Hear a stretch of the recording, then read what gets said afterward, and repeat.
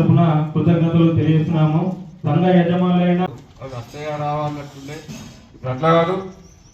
Total రైతులు ఒక ఎకరం నుంచి అనేక సహకార సంఘ సంస్థలు మాట్లాడడం ప్రస్తుతం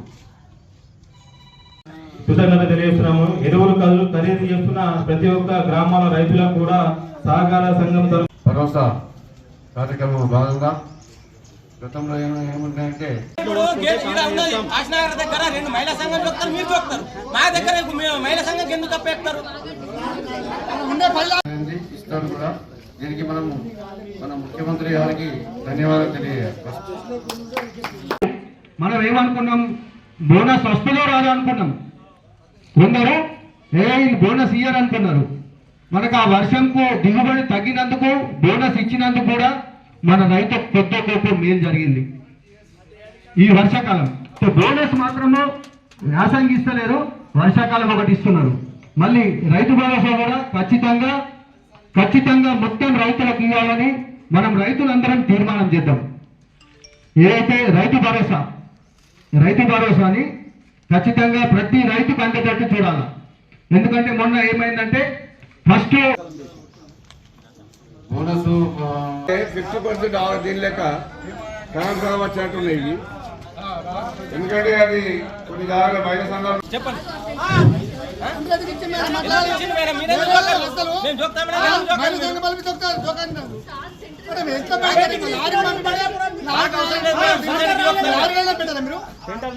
మీరు మంద జోక అన్నారు, మీ అందరూ అన్నారు. మందెందుకు ఇయ్యారు మీరు? మందెందుకు ఇయ్యారు చెప్పు.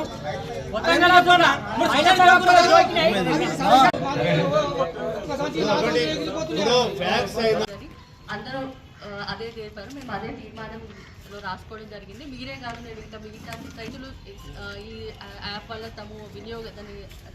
దాన్ని వినియోగించకపోవడం వల్ల చాలా ఇబ్బందులు పడుతున్నట్టు చెప్పాము. మేము ఆల్రెడీ ఇప్పటికే మా ఉన్నతాధికారులకు తెలియజేయడం జరిగింది. ఇది కూడా తీర్మానాన్ని మేము మా పై అధికారులకు పంపించడం జరుగుతుంది. ముఖ్యంగా మీరు చెప్పినట్టు వరిధాన్యం కొనుగోలు కేంద్రాలు అయితే మేము ఈ ఫస్ట్ వీక్లో ఏర్పాటు చేయడానికి సిద్ధంగా ఉన్నాం. కొంతమంది వ్యక్తులు అంటే ఐకేపీ వాళ్ళకంటే అంటే మీరు జోకట్లేదు, ఐకేపీ వాళ్ళు జోకుతున్నారన్నారు. మాకు ఏంటంటే ఒక లిస్ట్ వస్తుంది. నేను మళ్ళీ చెప్తున్నాను, ఇప్పుడు ఇంకా మాకు లిస్ట్ రాలేదు.